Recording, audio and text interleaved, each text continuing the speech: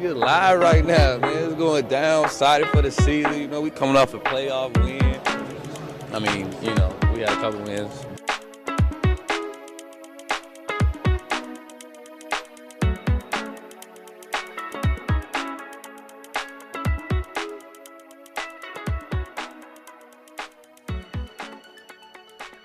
Hello and welcome to episode 197 of Diaries, a Milwaukee Bucks podcast presented to you by us, the staff at Brewhoop.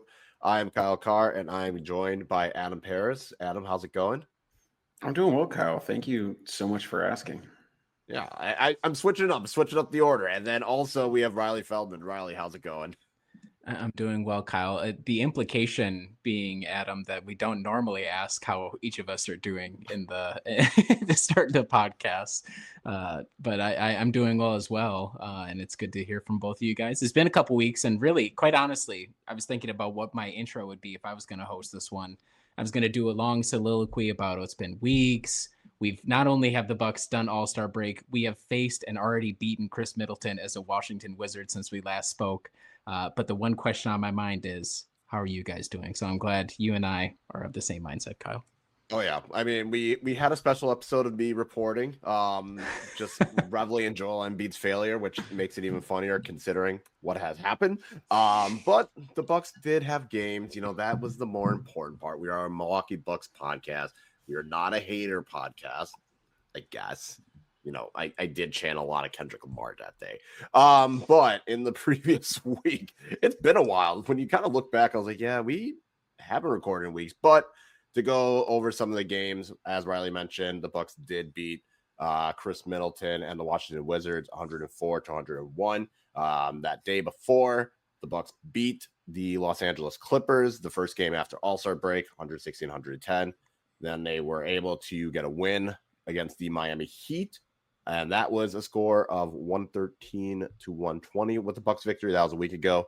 Tuesday, they unfortunately lost by 3 against the Houston Rockets, 197, but bounced back and get a big win over Nikola Jokic and the Denver Nuggets, 121-112.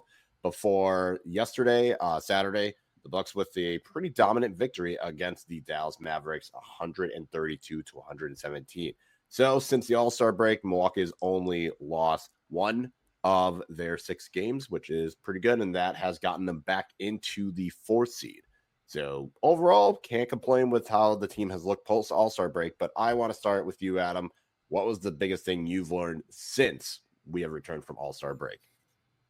So many things. There's been like a lot of basketball to digest and to try and figure out what would be the biggest takeaway here. I think given where we ended the last episode that I appeared on, which was sort of me, I guess, defending the Middleton trade slightly, but mostly saying I didn't like it.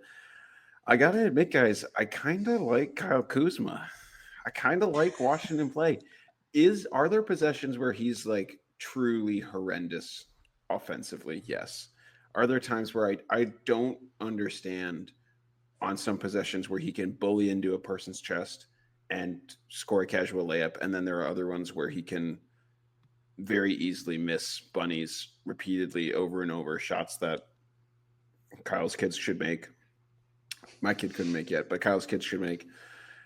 He's also an elite limb thrower, I think, when he gets near the basket. Like, I don't think there's anyone else on the Bucks roster. I don't even think it's as much flopping as it is like, I don't know if he has control of his limbs when he lets go of the ball sometimes. But all of this is to say, offensively, it has been a mixed bag, and almost every time he shoots a 3, I don't believe it's going in.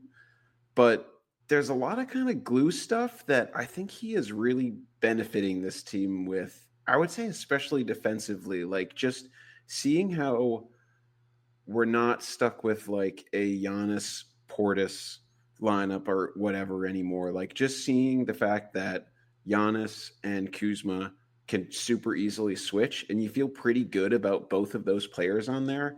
On top of the fact that I think Kuzma's length immediately stood out to me and made me feel like, okay, this is like an actually very tall man who is not amazing defending the rim, but he's pretty good laterally, is pretty good at staying in front of people.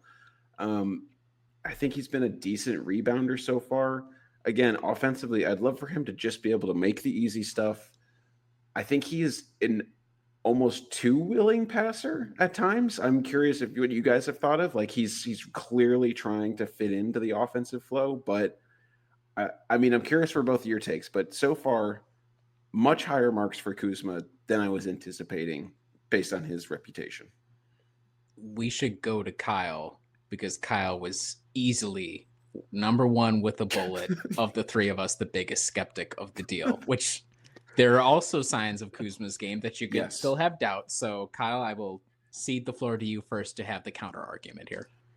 I am not going as far to say I like Kyle Kuzma. I will say when I saw him play against Philly, I was impressed. It was a positive impression. He was getting the rebounds. That first half, he played within himself. He was well controlled. This was also a game without Giannis, so I was just thinking like, oh, he might try and step up and be like the second guy. And he did not lead it. He did not go into that temptation, so I applaud him for it. Defensively, he was solid. I think that's kind of been the case for him since coming to Milwaukee. Like he's more often than not fine. Like he's not doing, yes, he still has his moments where you're just like, what are you doing? Why did you do that? But there's also moments like, okay, that was pretty cool. Like, all right. So not as much of a complete dumpster fire as I would have expected.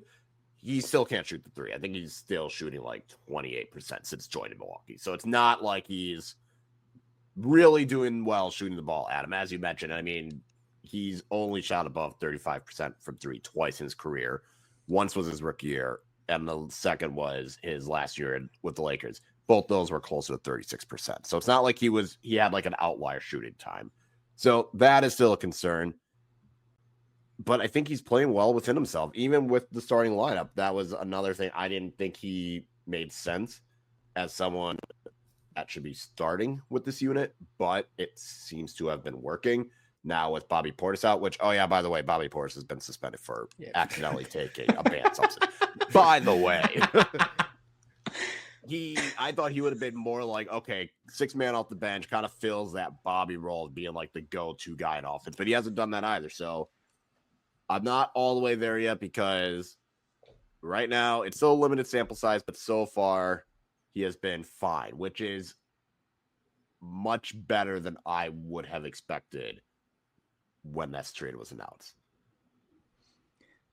So let's just look at the numbers here real quick. So I think he's appeared in 10 games as a Buck since the trade. So in those 10 games, the average is 34.2 minutes a night, innings eater, which we didn't know we were going to need that with the Bobby stuff coming. But even if Bobby had not accidentally taken a prescription from one of his buddies, we still would have needed somebody to fill in for those crisp minutes, and probably, quite frankly, with how many minutes Brooke and Giannis were running, like just big help. So regardless, that would have been good to have there.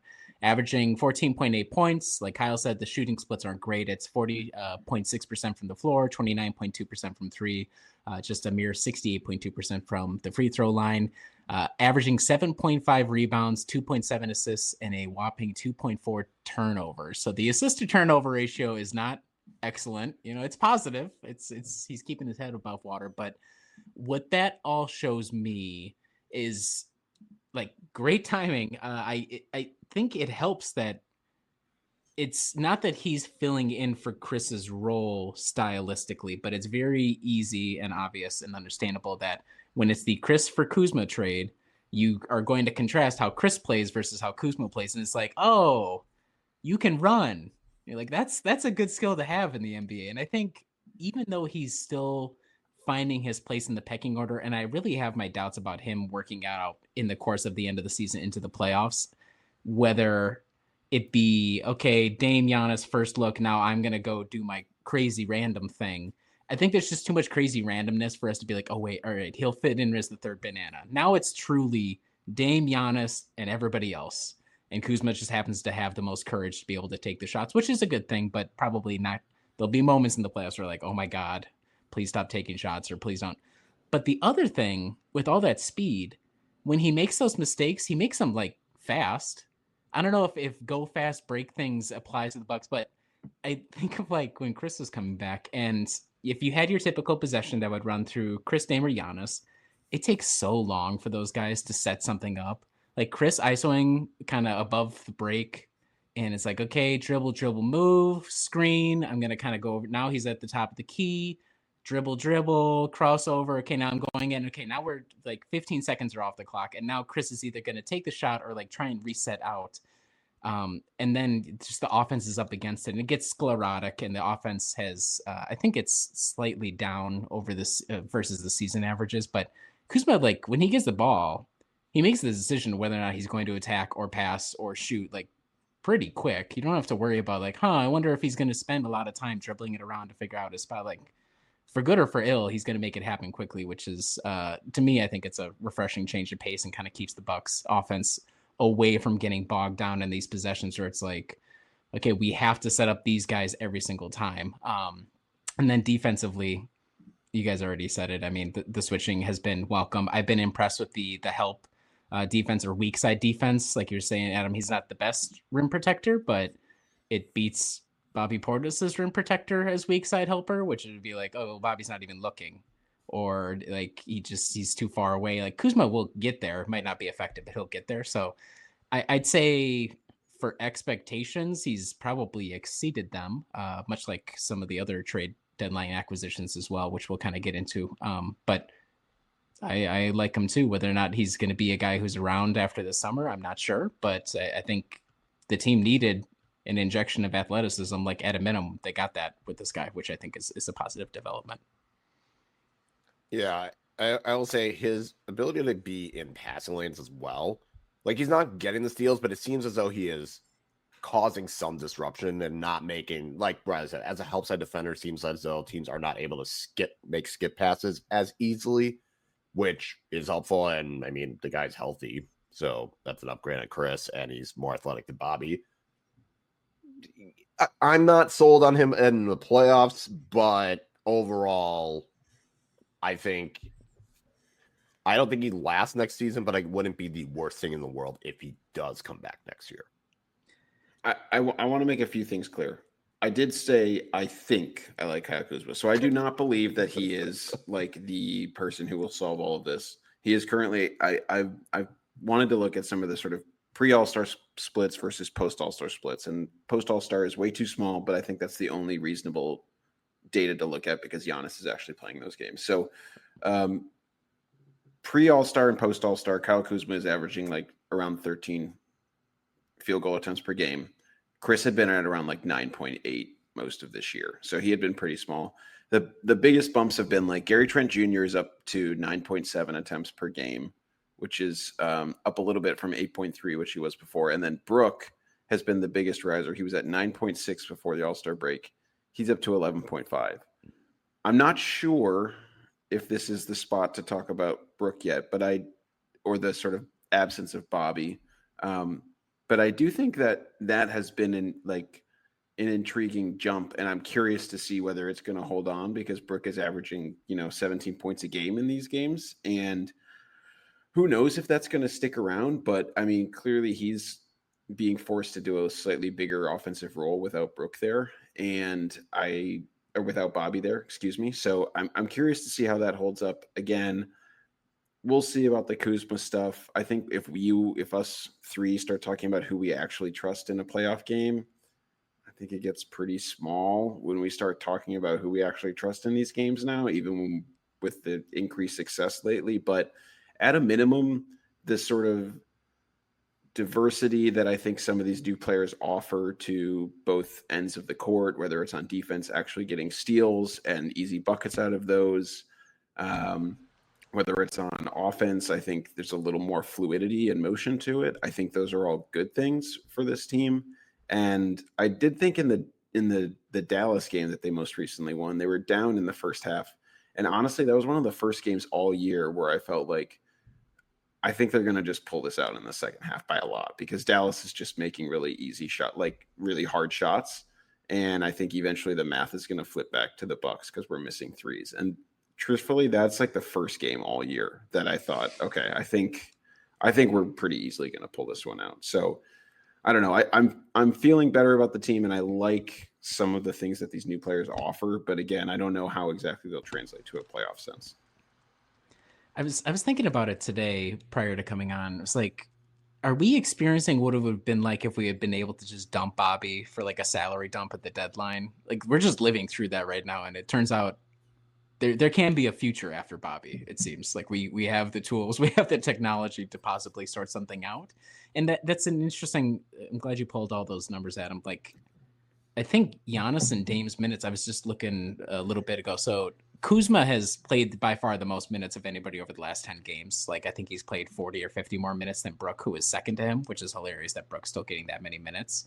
But Giannis and Dame continue to like have that uptick, and yet still it seems things have spread out a little bit more to the proper guys you would want taking all those shots, in particular for different reasons, Gary and Brook. So it's a curious thing, and I wonder as the weeks go by if the team continues to win at a decent clip, when are the questions going to be like, well, how's Bobby going to fit, and is his spot automatically back? Does he just get that back with 5 games to go in the season? Like clearly they're going to, I think, try to just integrate him. Jericho Sims, God bless him, is not the third big solution necessarily, but I'm just very curious the lessons that the coaching staff is going to learn over this stretch without Bobby, with all these other guys, and then to have to reintroduce him at the very end, a guy who, God bless him, he loves his shot. Like he loves his own shot, and we'll have come to this point maybe if everything goes well. It's like, oh, now we have this new hierarchy. We have these new rotations. Like, oh, Brook takes more shots now, or Gary's shots that Bobby used to take, and now Gary's taking them. And that's probably better for like the overall offensive balance. And then have to bring Bobby back. So it's good, but also leaves me a question mark about that hole now in the rotation and how we're going to fill it once Bobby's back and how that kind of sorts itself out again. If it does, I don't know. Yeah. Riley, why don't you just go into your point? Because I feel like we're segueing into that. Yeah. So it was very interesting. The reason, so my point is all of a sudden out of the blue, it all rests on Doc Rivers' rotations. And what do I mean by that? I mean, we have more playable players now. Somehow we got to the point where Kevin Porter Jr., it seems, at least he had a short stretch there. We're kind of seeing how it goes from here. Playable. Ryan Rollins, I was just looking, his net rating remains stellar. Like his on-off net rating remains stellar for that. The offense takes a hit, but the defense is excellent with him out there. He's playable. AJ Green, Andre Jackson Jr. looks like it's done. His season's over, but that's, it is what it is. But there seems like there's a lot more out of the blue playable guys. Like Chris was playable, but going from Marjan, who was a complete zero, to Kevin Porter Jr., who's presumably has a chance to be in the rotation. Rollins has impressed all season after having that injury bug, the shoulder injury. So somehow, some way, it's all come back to Doc Rivers. Not all back to Doc Rivers. This is even more Dame and Giannis's team than it was before. But there's been a lot of clamoring over the past couple games to be like, oh my God, how are we still running Taurean Prince as a shooting guard in the year 2025? This lineup is horrible. I will note, for the record, over the 5 games that the starting lineup of Dame, Prince, Kuzma, Giannis, and Brook have played, they've gone 4-1. It's by far the most prolific lineup, or the one that's gotten the most minutes. They're plus 10.1 with a 115.5 offensive rating and 105.4 defensive rating. The ratings are not everything, but that group has looked better, at least statistically, than you would expect. And I never would have expected Taurean Prince, out of all the guards that Doc now has access to between AJ Green, Ryan Rollins, assuming he gets converted, Kevin Porter Jr., that Taurean Prince is our starting shooting guard. And it's working, but I'm just curious about, now that there are even more options, who's Doc really going to go to? Are we going to have this stretch? And like I was saying with Bobby's back, and all of a sudden we just like reshuffle all the minutes because Bobby deserves the spot in the rotation because he's a vet or because of whatever. Like, again, this makes it seem like I'm really talking down on Bobby. I'm really not trying to do that, but it's just a weird situation for the team to be in, to have a major part of the rotation out for a quarter of the season at the end of it, and then have 5 games to jump back in. So to me, I'm looking more and more at it. Obviously, everything comes down to Giannis and Dame. How they go is how far the team's going to go, their availability, things like that. But once I start getting excited and thinking, oh, hold on, this team has a chance to maybe do a little something in the playoffs, now I have to start worrying about Doc and be like, is Doc up for the team doing a little something in the playoffs, or are we going to get to a point where I'm like, oh my God, please, you have to change the rotations. Like, try one of the young guys that you had a little bit earlier in this. Am I setting myself up to be a Clippers fan and a Sixers fan, the latest in a long lineage of extremely depressed and angry fans of Doc Rivers led teams? So that's where I'm at. I think all of a sudden, out of the blue, Doc is a lot more important now that Chris is gone. Yes, he's got his lead guys, but you got to set everything else up around those guys. Like, you need the tertiary guys to contribute, and Doc's going to be important for that. Kyle, you have the floor to talk about Doc Rivers. We're hitting all of Kyle's favorite topics. We're hitting Kyle Kuzma and Doc Rivers as our 1A and 1B. Part of me is like, maybe they just don't go with as much Bobby in the playoffs because there might not be a need. Once you get to the playoffs, I mean, Brook will get to that 40-minute. Giannis will get to that 40-minute. It seems we'll get more Giannis at the 5, and then you can have Kuzma play as a 4. I feel as though the Bobby aspect, part of me kind of thinks like you might be able, matchup depending, you might be able to just not need Bobby for, the 20-ish minutes. You might just give him that Jericho Sims like 10, 11-minute stretch.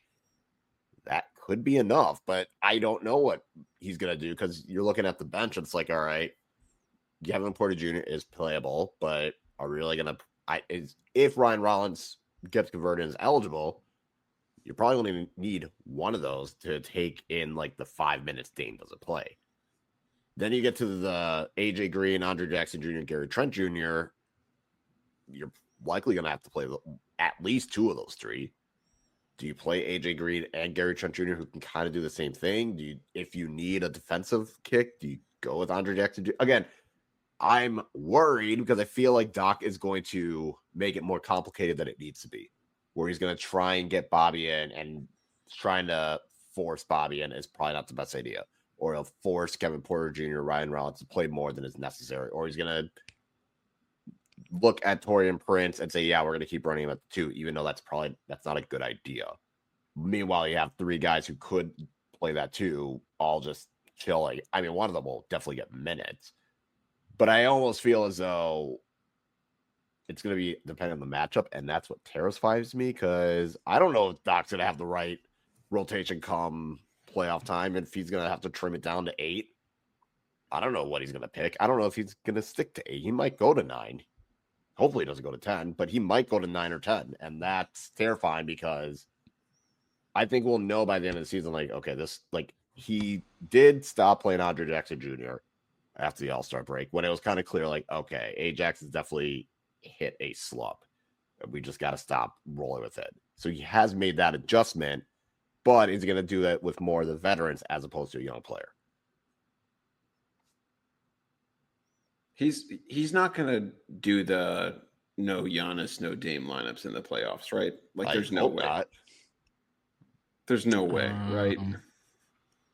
I don't. Well, I want to say he's not because I think if he does, I mean, it'll be like those. It'll be like this, like the Thanasis 30 lineups. Seconds to end of the quarter. It'll be like, okay, oh, throw Thanasis out there as a chaos engine. I cannot imagine.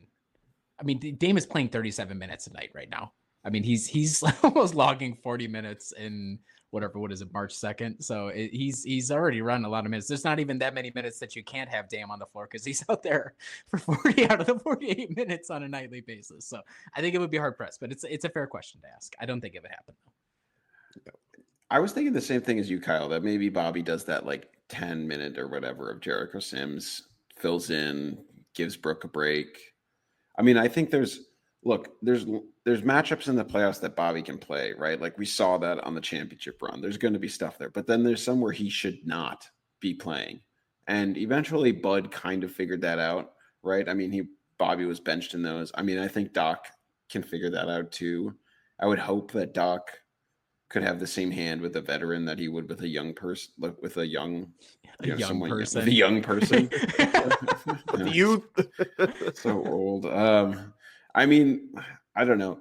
Truthfully, the thing I'm just so curious about is the Kevin Porter Jr. subplot. And again, like I don't think we talked about him on our last one. So like just all off the court, like caveats, like did awful stuff, whatever. I'm talking about him strictly in a basketball sense now. So he clearly does stuff on the court, but if you have lineups where Giannis or Dame are on the court all the time, I'm curious what his sort of usefulness will be, because right now, like the thing he's most useful at is getting steals, being fast, and then on offense that he's like an elite dribbler insofar as he like really likes to dribble, and he can dribble more so than anyone else on the court at the time when there's no Dame or Giannis.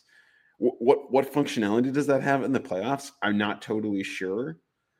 I know he can sometimes kind of get a quick bucket, which if you don't have Bobby out there, I think there is usefulness in that, because it's say Giannis and Dame are bottled up. It's like, okay, our other options are maybe Gary Trent will do something.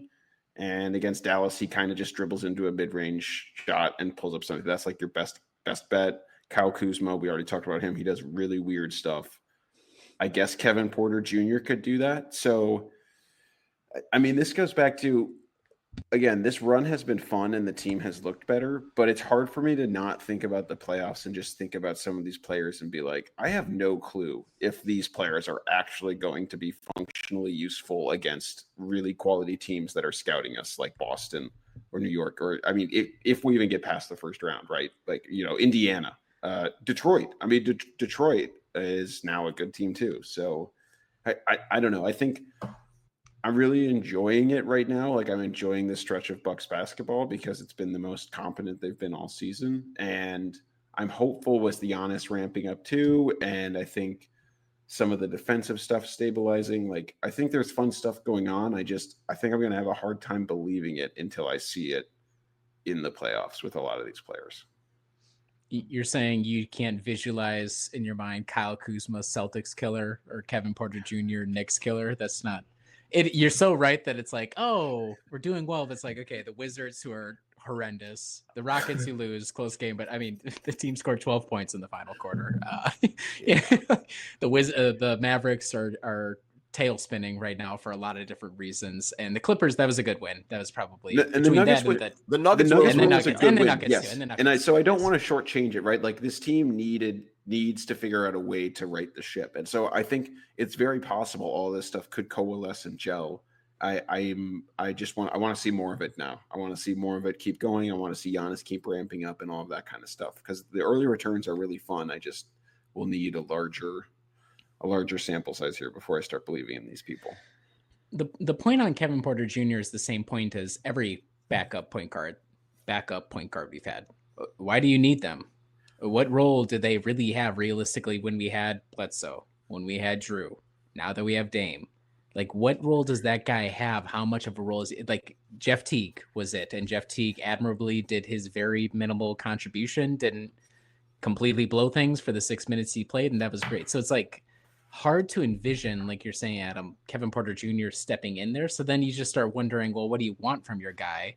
Okay, I think Porter is probably the best of the bunch at like just bringing the ball up the court.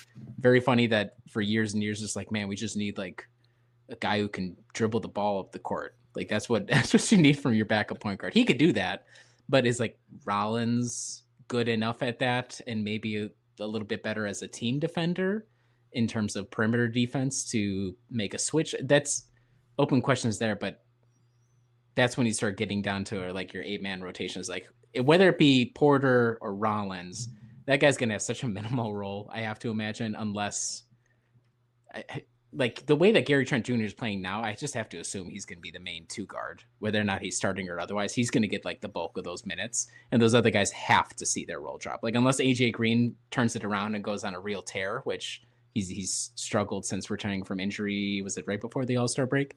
I just see it as like, oh, you're competing for like the 8th or 9th spot if you're one of those end of the bench guys. As exciting as it is now to be like, wow, we went from having Marjan to like a playable guy, like great move, and maybe somebody who after another offseason is another tool for next year. But that's a good point, Adam. Like, it's fun to watch, fun when he goes on a 12-point run on his own, either scoring or assisting. But realistically, like, if we're asking him to do that in the playoffs, we're back in. I mean, it's a dire situation, is what it is. Well, you saw the the cool story, but it's a dire situation. You saw those great stretches, and then you saw what was it? The Rockets game. I mean, that was just like a complete torpedoing of anything that resembled competent basketball, right? So it's the double-edged sword. Yeah, I feel as though with the rotation as well, a good team is going to be able to scheme because you look at Gary Trent Jr. and AJ Green, it's like, all right, just don't make their life easy and let them get a shot off. Or when it gets to Kevin Porter Jr., if he plays, like, let him dribble.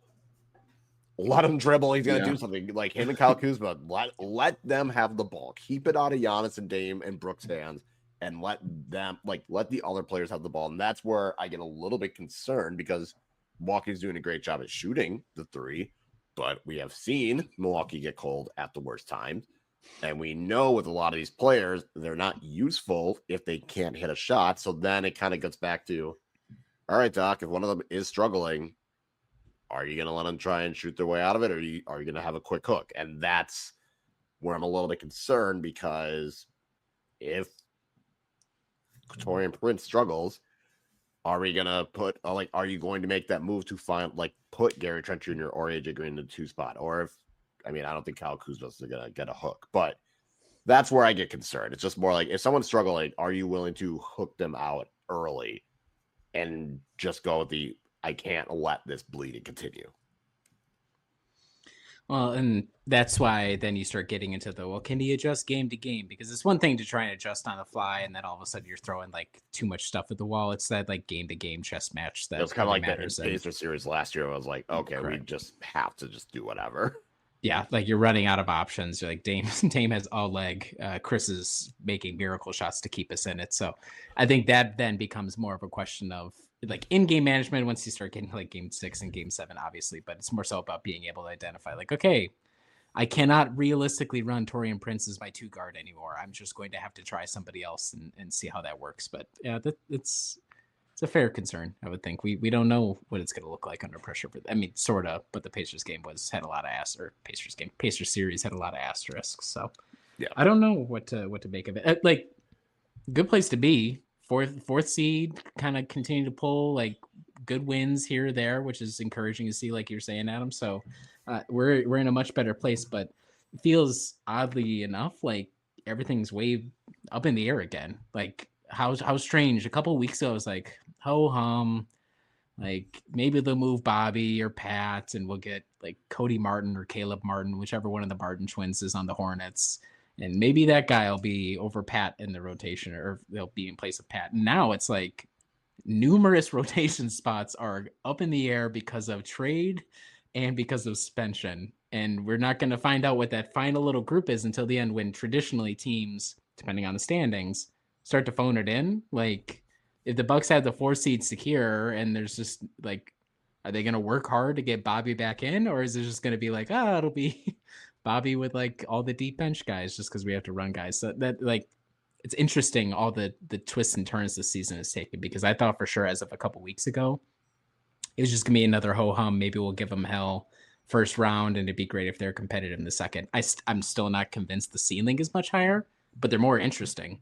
They're way more interesting now to watch, which is a godsend when you got 82 of these things to have to deal with. Okay, I don't know realistically when I'm going to get it on a night-to-night basis. Entertainment value is way up for this team. So I appreciate that, and I salute them for that. Well, it also feels as though there is a clear-cut plan. It's okay, Giannis and Dame, do what you need to, and someone else will step up, hopefully. At least that's what now it's not kind of this awkward, all right, we're going to work Chris back in, and how does he fit in with those 3? Because we didn't really get to see those 3 play together. And then you got Bobby, how is he going to... It's very much okay, Giannis, Dame, 1A and 1B, and everyone else. Brooks probably the 3rd option, and then we just go from there. But what would make things a lot easier for the Bucks if it was a single elimination playoff, which is my 3rd point, because I was thinking about this after the Nuggets game, and I was kind of they're doing really well lately. And it's one of those where they can beat any team on their day. But over a series is where concerns come. And it's just a stark contrast from the title, because in that one, They won game 1 against Miami in that series, but they lost to the Nets in game 1. Then they lost to the Hawks in game 1. And then they lost to the Suns in the finals. But this year, it kind of feels as though all the Bucks need is one good game, and we saw that with the NBA Cup. Would they beat Oklahoma City in a 7-game series? Probably not. But for that one particular game, they played well enough, and Oklahoma City shot poor enough that is what got them the NBA Cup. And I think that's it has to feel as though if there's anything close to flipping a switch, the NBA Cup was that for the Bucks. They were terrible and they were languishing, and then they would turn around and play really well in the NBA Cup, and then they go back to the regular season. Like, why are we losing these kind of games? And I think there is that aspect of if the Bucks can go with that approach where it's like, okay, you have to win this game because there is no other, like, if you lose this game, you're done. And I think that's kind of the mentality the Bucks have to take into the playoffs because they've played so well in these one-offs where I feel like a month ago, they're not winning that Denver game. And they're not winning that, even the Miami game. Like, they're not winning the Miami game. They don't win the Clippers game. They still probably win the Wizards game because the Wizards are bad. The Nuggets, I don't think, like all these games where I think a month ago or maybe even 2 months ago, I would have no hope in them winning. They are now suddenly able to find ways to win and make the plays that are necessary. And even the Rockets game, again, if they didn't have the worst quarter possible and they were still a close Dame shot away from at least sending it to overtime. So I know it's wild to think, but I was thinking about it because March Madness is also right around the corner. It's like, man, the Bucks just need to treat this like single elimination, kind of similar to NBA Cup, and I think they'd be okay. Still probably wouldn't win in the second round, but at least they could get it to 6 or 7. Okay, Kyle, I thought that's a really interesting point that a month ago you think they lose all these games. So what do you attribute the change to most? I think it's a combination of things. I think obviously having a better constructed roster is part of it. You know, you're not trying to force Chris in there and have him do things. You don't have Bobby. So you kind of take out those two like areas where you would have to be like, oh, how are we going to make that work? And it's just, and like I said earlier, it's Giannis and Dame, and they go figure it out and they take care of it. And now they kind of seem to have this better understanding. And I think the role players that are there are also playing better. Like Torian Prince is still solid. Gary Trent Jr. has been really good lately. AJ Green struggled, but like a month ago, Andre Jackson Jr. was struggling, and AJ Green was hurt. You're still playing Pat Connaughton. Ryan Rollins, it was kind of like he might help you out, he might not. Bobby Portis can either help you win or completely sabotage it. It was more of the latter. So at least now with like Kuzma, Jericho Sims gives you 10 solid minutes of just being athletic. Kyle Kuzma gives you athleticism. Kevin Porter Jr. I think that is one part of it. But I think the other part is Giannis and Dame are just decided we will take care of this, and you guys help in however else you can.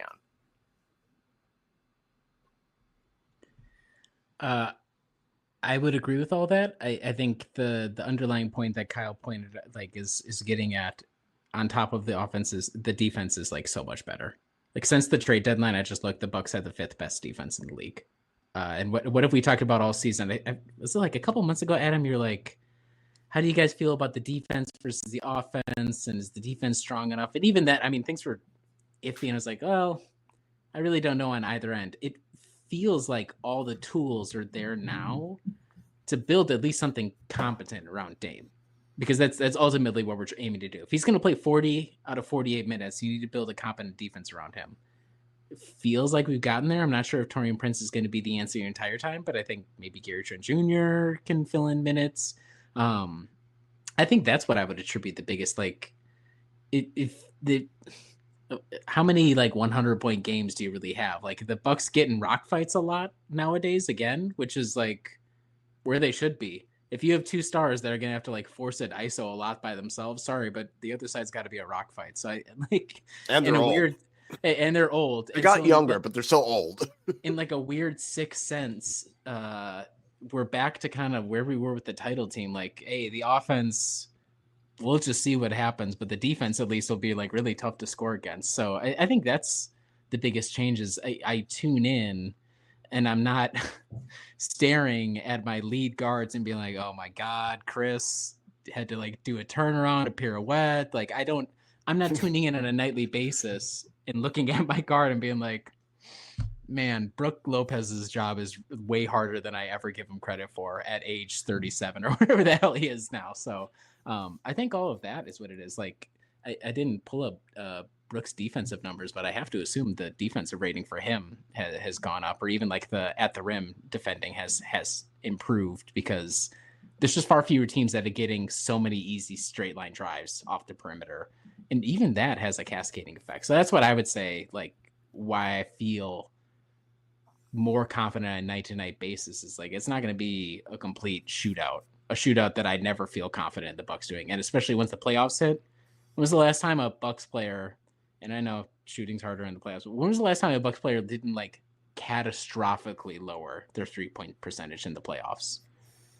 Like Chris last year, but it's such a typical thing that Pat you Connaughton. cannot Pat, but it's like such a typical thing that you really can't rely on that. And that's a truism for all teams, but that's like a double truism for the Bucks. So if that's gonna be the case, have a great defense. This we've been begging for. You at least have the athleticism, maybe throw something competent out there, which I think is a huge improvement and gets them much more of a fighting chance on a night-to-night basis, even against good competition. Yeah, I was looking, and in the 6 games since the All-Star break, plus the 1 game before the All-Star break against Minnesota, the most points that the Bucks have allowed is 117, and that was yesterday against the Mavericks. And even that was because the Mavericks in the first and fourth quarter scored like 36 and 38 points. So it's been very good defensively. And I mean, against the Nuggets, it was, okay, Jokic is going to do his normal Jokic things, but let's make everyone else struggle. And then against the Clippers, yeah, James Harden's going to do his terribleness, but you can limit that. It feels as though Milwaukee has also taken a lot of punches. Like, teams will have, like, I feel like against the Clippers, like that third quarter where they scored 39 points of the Bucks, like they outscored the Bucks by 16 in the third quarter, but then Milwaukee was able to come back in the fourth quarter and win that one by like 14-15. The Mavericks game was kind of the same thing, where Mavericks threw a heavy punch, but the Bucks were able to like take that on the chin. It feels like they're able to take those big shots initially. Miami was the same thing, where it feels as though teams will get a quarter where they just land a punch. And I feel like earlier in the season, like a month ago, and like the majority of the season, the Bucks would have wobbled and faltered. Well, now it's like, okay, they can take that punch, throw a counter punch as well. So that's also been encouraging. Part of that is because I think the defense finally has some pride, which helps with having athleticism, having pride, and upgrading defensively with the personnel moves that they've made. And also for these guys, like the guys that you brought in, we started with Kuzma. Like, it's quite clear that he feels a certain sense of, I don't know if it's redemption, a chance at like it's saving whatever the direction of his career. Like, I know Wizards fans are pissed about him being like, I don't remember the last time I won 4 games in a row, which, you know, it's a valid thing to wonder about. But they also get this extra juice of like, these guys are motivated to prove themselves, or it's like, oh, Kuzma's been on like in a horrible situation for a long time. Well, now it's like a good team. Or like Porter Jr., he's got the player option, but ultimately he's got to try and prove himself to continue his NBA career after this season. So on top of all that, like playing with pride, you get the boost of athleticism and second chance opportunities for some of these guys. So all in all, I would say what we're kind of getting at is a lot of the different factions around the team seem to have taken a step up since the trade deadline. The ultimate question is, how sustainable is it? Their schedule is still pretty tough for the rest of the season. And then the Bobby question. So it's all encouraging, probably still a little too soon to say, okay, this is like a totally different, not totally different, but like a significantly different team than what we were dealing with early in the season. But it's good to see the signs. Like, obviously, that's what we've been talking about all night here, is that it's just good to see those signs. I'm looking. I was just gonna say, good. Here, let's see here. The most that Giannis has played is coming back. Actually, he's been playing like 32 minutes a night most nights. So I was thinking, he's been on that minutes restriction as well. He has since All-Star break, and I think it's also encouraging too that they haven't felt the need, even in these close games, to like run Giannis to the wall against the minutes restriction, because there was prior to the trade deadline, things were kind of like, teetering a little bit. It's very close in the East. It's like, just keep running Giannis 36 minutes. It's fine. I think it's good. And hopefully the medical staff just says, oh, yeah, he can only play 32 minutes. Like, that's just going to have to be how it is the rest of the season, just to kind of force that. But also encouraging that the team has not felt the need to really go all out against their better judgment or against their best interest and really run Giannis a lot of minutes. Dame is paying the price, but oh well, that's what the money's for, I guess. So yeah, one of them had to take the brunt of the minutes. So yeah, it's gotta be Dame. Anything else in terms of the Bucks' performance since All-Star break? I guess just so we are just saying Andre Jackson Jr. is just done. That's what we're assuming at this point. It would take someone else struggling mightily. I mean, that's kind of weird, right? I mean, this guy was in your starting lineup for like 50 games and then he's just gone. I don't know. I'm just kind of curious how often that happens. I'm not that surprised. Like functionally, I can kind of see it, right? Like my reasoning for always wanting Andre Jackson Jr. in the lineup was I just don't know who the heck else is going to guard Jason Tatum or any of these big wings that they're going to have to face. Now, I think functionally the starting lineup actually works super well for that kind of thing with your switching Prince and Kuzma and that kind of thing. Does that work well against Jalen Brunson? I don't think so. I think that works really poorly and is going to be scary. But I don't know if Andre Jackson Jr. would have been able to do that either. I really thought that he had kind of slipped in terms of just base defensive stuff. Like I didn't think he was as good at navigating screens this year as I thought he was last year, at least to start the year. So I don't know. That's the only other thing that I think is kind of weird, but I understand why they did it. Frankly, I think like Kevin Porter Jr. has been like a pretty good lead guard defender as well when I've seen him out there, just in terms of him being able to use his strength to get around screens. Like I think that's something that we've been missing.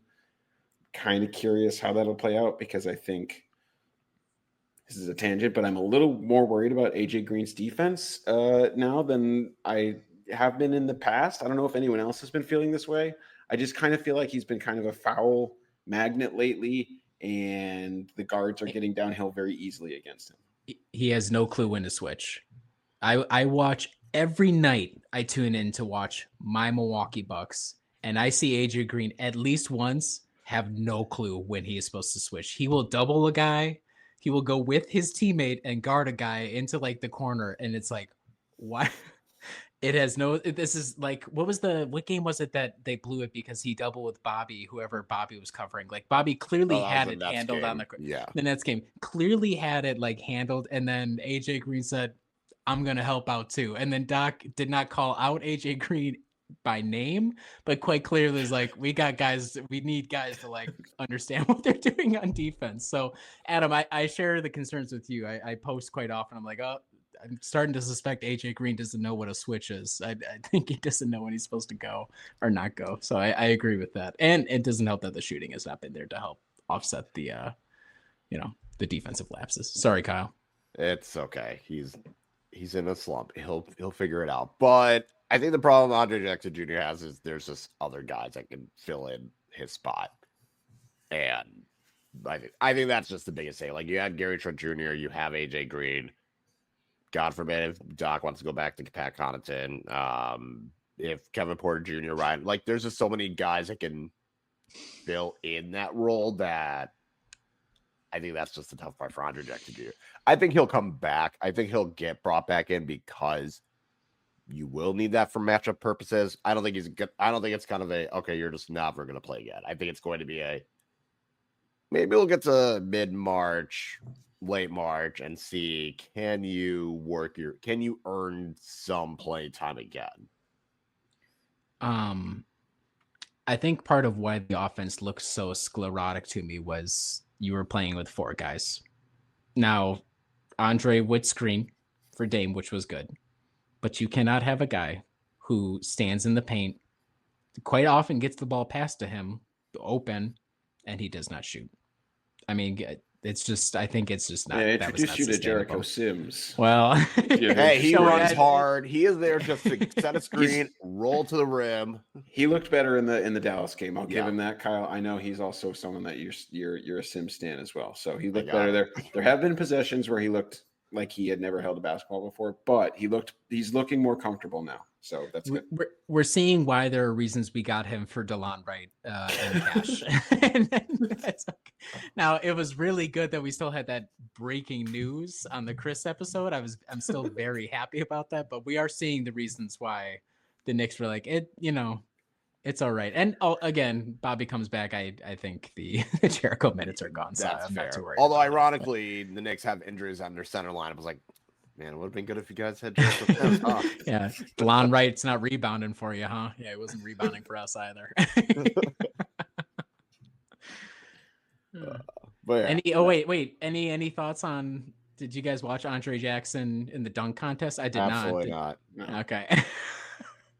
Okay, I heard it wasn't good, so maybe that was the straw that broke the camel's back for Doc. He was like, "This is so." Doc, while he was popping random pills from strangers on golf courses, like, I just can't deal with this anymore. So I got to follow Andre. I thought it was very like. We went so long without Doc saying something that would have us questioning, what are you doing? Why are you talking? And then the Bobby news comes out, and then Doc was like, it's been a while. Let me get back to my bullshit. Literally, and it was funny because the quote, I don't know if it was Jim O from the Journal Sentinel, but he was like, the quote was just Doc saying, everybody in here has done this. Did he mean like Doc and the members of the media, or were there like other members of the organization? Who's everybody in here? Because right. like, and also, I don't think everyone in here has accidentally taken a banned substance. So when we do the Golden Hoof Awards and we do like most baffling coach quote of the season, I think Doc saying, "Oh, the guys I was golfing with just give me a blue pill." I'm assuming it's Advil, and that's going to be my front runner in the clubhouse. That was one of the wildest things I've heard anybody admit to. So shout out to you. Is there audio of that? I might have to. I don't think that so. Out. No, that would have been I a wish. good intro. It might be worth DMing. If you track that down, Jim. I'll make a new intro. I might have to DM Jim because I have to assume he recorded it. So I'm sure the audio does exist somewhere. But I mean, unbelievable line from Doc. So shout out to all the random pill providers out there. You good people. We appreciate the work you do. Also, I'm just saying, if someone said, "Oh, I was given a blue pill," that is Advil is not what I would be thinking of. Anyway, yeah. Next. Yeah. But Doc is of that age where he might need it. All right, so that's all we have for the games. Yeah. Riley, I don't remember. Do you have a fountain pen or? No, but I got rapid fire questions. If that's all what right, you're looking for. Go for it. Okay. Question number 1, simple one. PJ Tucker? No. I'd take him. Do you think there's any team in the league PJ would have less interest in coming to than the Milwaukee Bucks in 2025? I mean, realist. I know it's a new coach and everything, but the GM who disrespected him is still in charge of things. So is there anybody? I can't imagine PJ's coming back. No, hopefully not. If it didn't go down the way it did, I would love it. I mean, for God's sake, we had Pau Gasol. We had what's his face, who's like our go-to. Not Williams. I'm thinking the hell's the Charlotte guy who retired halfway through Game 5. Oh, Marvin Williams. Dude, we've had Marvin him. Williams. We've had Pau Gasol. I mean, if it wasn't the fact that I'm sure PJ would love to see Milwaukee get incinerated in nuclear exchange, I would take PJ back because we've certainly done worse in the past in terms of like leadership. But look, I'm just saying at this point, if the Sixers and Clippers are like, nah, we're good, I would take that as a sign that maybe the player is done though. Even Toronto's like, please don't come. Like, just please, we'll give you. Like, if you want to have PJ Tucker there to fill in the Thanasis, just like yelling at dudes and needing fine. I would be slightly okay with that, but for him, I would not be fine expecting any useful positive contributions. That ship has sailed. Next question for you. Tonight is the Oscars, the Academy Awards. Did you guys see any of the big picture nominees, or do you have a favorite that you would like to win? I asked because this is the first year I've like watched any number of movies. I think I watched 4 of the 10. I know which one I would like to win, but just curious if you guys have any thoughts on the movie race that's shaking the nation. Kyle's looking up the 10 nominees right now. I know literally for a fact, I have only seen Dune Part 2 among the Best Picture nominees, so I would like that to win. Okay, very good. I legit have not watched any of these movies. I still need to get to Dune Part 2. I never got around to it. Right. So no, to answer your question. I'm sure the award has already been handed out because I think it's supposed to end at like 8 or no. Like it might be the last because they have the actor in a leading role and like actress in a lead. Like they've gotten like the main. So I think that's probably the next one. My vote is for Anora. That was the best film that I saw last year of the nominees. Good movie. Go see it. Okay. Your guys' thoughts and feelings on seeing Chris Middleton on the other side of the floor for the first time.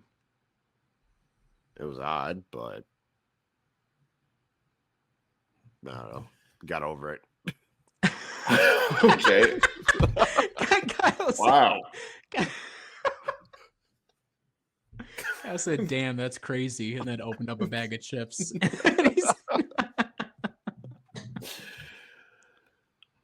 I don't know. Yeah, I guess it was weird. I had to like watch the game with the sound off, so I was watching it like the next morning with my kids. So I don't know. I guess I didn't get to feel as much as I was hoping to that night. So it just looked weird. I kind of missed him a little bit.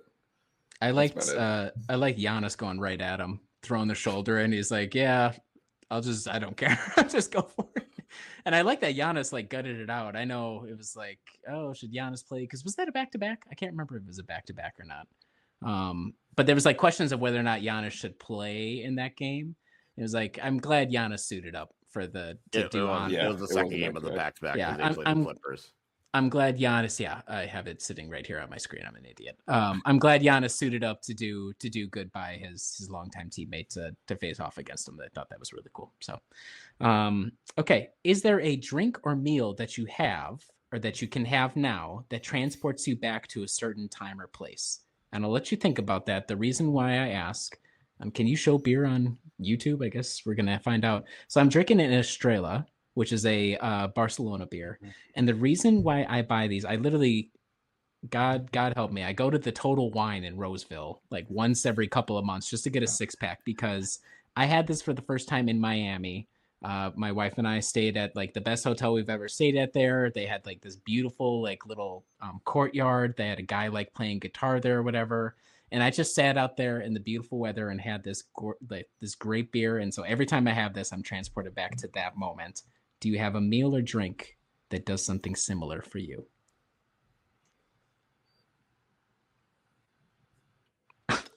I'm thinking as well, Riley. It's a good question. The problem is the things that pop in my head. I'm like, yeah, but now those memories are solid. Yeah, because I was thinking like, oh, Presidente beer that I had in the DR. I was like, no. And then I was like, oh yeah, Sangria, Barcelona. Oh no. Oh, so technically, it does do that job. It does, just not in a positive way. Not exactly the way I was intending the question. Maybe I understand. I'm going to Cancun next week, so maybe I'll have a drink there, and then when I get back, I'll have a better.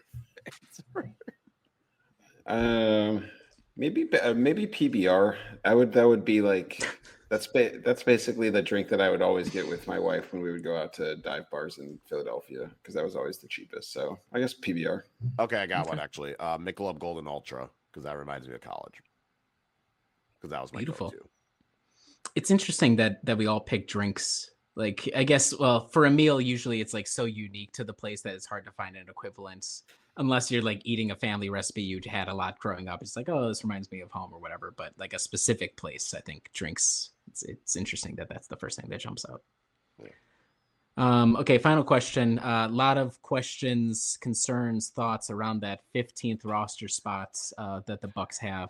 Is there any possibility that Thanasis makes the comeback? Okay, Adam read my mind before I went there. Okay. So Adam, you're going to say no to that one. You don't think so? I don't think so. him coming back would not surprise me. I would not sit there and be like, "Oh wow, I didn't expect this." I would not like it, but I would not be surprised. No, I don't need him back. Okay. Yeah. I think he would technically qualify to play for postseason minutes, right? Because he's been a free agent all season. So I'm just, if we're looking at, I'm just thinking of future Riley when inevitably the news drops at, let's say, 11:27 on a Thursday, and everybody else is really busy, and I'm working from home, and I'm like, I'll get the newser, and I have to write so I'm just workshopping in my mind for future me when I'm inevitably gonna have to deal with this. So. But yeah, I don't think it's happening either. Okay, I have one extra rapid fire question because we didn't touch on this. What game had a more powerful impact on the potential season's vibes? Last year's pre-All-Star loss to the Grizzlies, or this year's pre-All-Star win against the Timberwolves? Which will have a more powerful impact on the season's vibes? I think the win against the Timberwolves, because that one was a rock fight. That was throwing boulders. So I'll go with that one. And so far, the Bucks have looked good after the All-Star break. I'm going to say the Grizzlies game because that's when I knew the season was pretty much over. I mean, Giannis hadn't been injured yet, and Dame hadn't lost the use of one of his legs yet, and Doc was just finding his feet. But like, the Doc era last year was not great record-wise or like on the court at all. So I would say last year's loss was more meaningful because I knew at that point that I just didn't need to take the team seriously anymore. They showed me what the deal was, and this time they won and showed me again what the deal was. I have to actually pay attention, take them seriously. So that's what I would say. It was more consequential last year. Okay. What would you vote for, Adam? I didn't watch either. Good for you. Good for you. I probably would have said the Grizzlies game. It seemed like honestly the discourse was it was already rancid, and then that was just like, I don't know, throwing some sort of stink bomb in there that was even worse. So I guess that was really bad last year. If I was to think about it in terms of Golden Hoof Award voting, like that game won the worst loss of the season award by a country mile. Whereas I'm not sure if the Timberwolves win will win the best win of the year by the same margin. So if I was just to also take the temperature of the group, that would be my thoughts there as well. Oh, also Riley, Honora did win Best Picture. So Riley knows film. He knows ball and film, folks. Why am I doing film review? I think I've been listening to a lot of content around that for some reason, so I had a feeling that might be the case. But okay, beautiful. Thank you, Kyle. That's all I got for rapid fire. All right. Speaking of film, I don't know why I'm doing this at this point, but I watch Court of Gold, the documentary series on Netflix that focused on the Paris 2024 Olympic Games. So it kind of gives people access to 4 teams primarily. So there's France, the United States, Serbia, and Canada. So those are the 4 teams that are primarily featured. That's the one that has the coaching staff, that got the locker room access, players. So if you're hoping to see a lot of Giannis, you're not. He makes appearances. He does cool things, but realistically, it's about those 4 teams, and each of them like obviously have the different story. You know, France feeling like, okay, this is our time. This is like, we have the Olympic Games in our stadium, in our country. This is our time to get the gold. You have the United States where it's like, all right, we just got embarrassed in the World Cup. We're going to come back and we're just going to bring the best team possible. You have Serbia trying to like live up to the Yugoslavia golden era. The most ironic part for me is like, yeah, we had some sanctions, so we couldn't play for a couple of years. Like, yeah, what were those sanctions, huh? Serbia? Yeah. What were y'all doing in the mid-90s? Yeah, I'm just saying, like, these other countries that were part of Yugoslavia were perfectly fine. So, like, what about y'all? What were you doing? So that was kind of but like, they mentioned the wars going on, but they didn't mention the other part of the war. I was like, oh, interesting. And then you had Canada, where it's kind of like, all right, it's been like 20 years, like when Steve Nash and Boris Diaw, or like that group, not Boris Diaw, RJ Barrett's father. Like that group had done, pretty well in the 2004 Olympics. So I think it was just it's an easy watch. I will say that. Like it's very simple to follow. Like each episode kind of focuses on like one or two particular teams and kind of the games that went with it. So it covers like the opening games, or it covered like France losing to Germany and Evan Fournier being like, we don't know what we're doing. Our identity is lost. Or it'll talk about, Serbia and getting past like the first like knockout game and then play the United States. So it just kind of focused on all that. Definitely, I think the first like 2 episodes were like the funniest in terms of just like finding out like when the most notable clip was, France talking about like, oh, we have this chemistry. And Kevin Durant's like, how's that chemistry going to work when you have to guard Steph? Like that was that part. You had Anthony Edwards telling Obama to stand down. The one thing I'm upset about is it's clear that after that they were like, all right, Anthony Edwards cannot be left unsupervised, and they limited it very much. Because the first couple episodes, like Anthony Edwards in Paris, oh, this is content, and like, oh, this is not the content we need, and they dialed that one back a lot. And it kind of like it was interesting how it kind of shifted. And what I also enjoyed was like on the U.S. player side, it was like Kevin Durant was definitely like the star. Like LeBron, I don't even know if LeBron was really part of it, but it was primarily Kevin Durant. They had like moments where they talked about Bam Adebayo, but it was like Kevin Durant was the main person. Steph Curry was like in the final episodes, which makes sense because that was when Steph went off, and that was kind of it for the United States. And then like with Serbia, like Jokic never sat down for an interview. Our friend Bogdanovic was on it. I was flipping him off every second I could get. On the France side, I was kind of like, oh, Nick Batum seems like a very chill dude. He seemed like very self-aware. Like we can't just go in like expecting to be great. While other French team were like, nah, we can beat the Americans. And Batum's like, let's chill. Let's like take a moment. And Canada was just more like, oh, we're happy to be here. They even made Dylan Brooks seem tolerable, which is impressive. So if you're a basketball fan, like it's not anything new. There's not like anything I was like, oh, I didn't realize that. It was just kind of like it's an easy watch. Like if you have a day or half a day, you can fly through it. So I had a good time watching it. It was kind of cool. I was like, oh yeah, that was probably the last time I actually felt pride to be an American, was watching Steph and those threes in the Serbia game and the gold medal game. So they were great games. Thank you for the review. I probably will end up watching it. You said it's on Netflix? Is that what you said? Yeah, it's on Netflix. Okay. The couple other clips I've seen is like the Serbian team. I don't know if it was the halftime of the US game, but the coach like tear it into him. Oh yeah, that was post the first time the US and Serbia when Kevin Durant basically went like 7 for 7 or whatever. Yeah. Okay.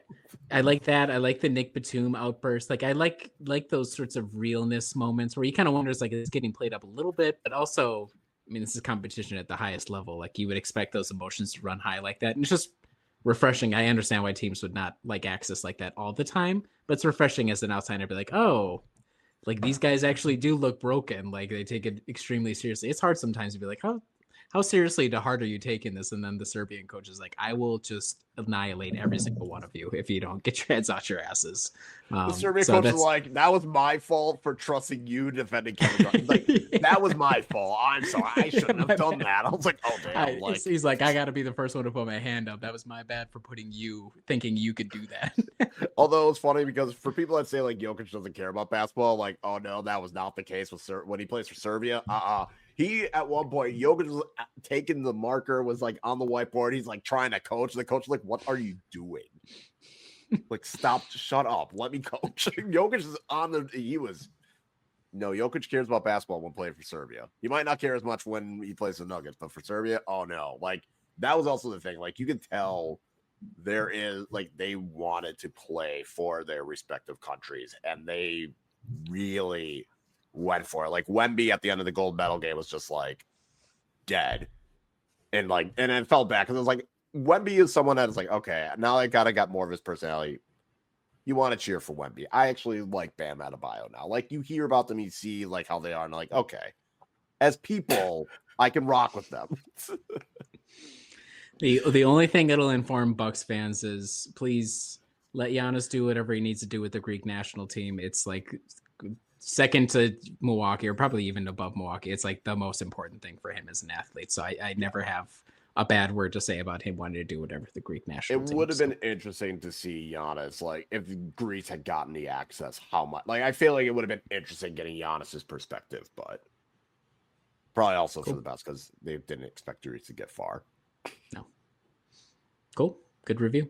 Yeah. So I would highly recommend if you got a day or half a day to burn. It's quick it's a quick, easy watch. So we are going to end it with our prediction. So for this week, Tuesday, they will go to Atlanta and face the Hawks. Then they play the next day, return home, face the Dallas Mavericks again. Saturday, we'll face the Orlando Magic at home, and Sunday, we'll face Cleveland at home. So this is kind of a big week for the Bucks to really get themselves established seating and potentially create some distance between them and Detroit. So, Adam, what do you think is going? What's the record? I was feeling 3-1. The 2 back-to-backs are weird. That's a weird scheduling quirk. That makes it harder. But I'm going to go 3-1. I think they're going to be able to do it. I think they're going to beat Cleveland this time, and then I think they'll drop one of these other games here. Really? I think these are the games that got moved around as part of the Pelicans. I'm pretty sure the back-to-back, the Hawks, Mavericks, they had a little bit of time, but they had to move it because of that. So we're now paying the price for it with this weird scheduling thing. I'll say 3-1 as well. Although I will say that I think they'll lose to Cleveland so that we still have that talking point going about how they ate shit against the best teams in the East, which will be entertaining to continue to track. That like Atlanta back to Milwaukee to play Dallas, who are, yes, they're hurting, but it's kind of weird. But I think they'll go 3-1. I think they'll just lose to the Cavs, but maybe be much more competitive and give us something to hang on to next time we talk. Yeah, I'm going to say 2-2 because I feel like that Dallas game is kind of, I don't want to say they'll punt on that game, but I can definitely see them being more conservative in terms of like playing Giannis and Dame against Dallas because it's like, all right, this has really no bearing on tiebreakers. Like it's not a conference game. It's not a team that potentially would want that 5 seed like Orlando. So I feel like it's going to be more like they'll maybe just take it easier against Dallas. And in Cleveland, I think it'll be close, but I don't think they get that win. But it will be interesting to see, like, okay, will this new roster be able to compete with them? So, yep. Beautiful. All right. Yeah, that is it for us. Make sure to follow us at Brewhoop, where we will have game recaps and previews, talking points, figuring out, what this team and how it's going to look as the All-Star break is continuing. We get past that and get closer to the playoff push. Make sure to like, subscribe, and share with your friends and family. Make sure to subscribe and follow us on YouTube, and we will talk to you later.